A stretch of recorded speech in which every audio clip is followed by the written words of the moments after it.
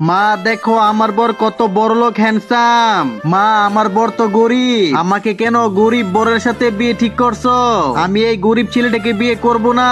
আরে মা আমি তো জানতাম ছেলেটা অনেক বড় লোক। তারপর ছোট মেয়েটা তার মাকে বললো আমি এই গরিব ছেলেটাকে বিয়ে করব না, তুমি এক কাজ করো তোমার বড় মেয়েকে ওই ছেলের সাথে বিয়ে দিয়ে দাও। মা বলল ঠিক আছে, কিন্তু বড় মেয়ে বললো আমিও করব না। এই কেউ কি বিয়ে করতে স্কুটি নিয়ে আসে? আমাকে দেখো আমি বড় একটা গাড়ি নিয়ে বিয়ে করতে আইছি।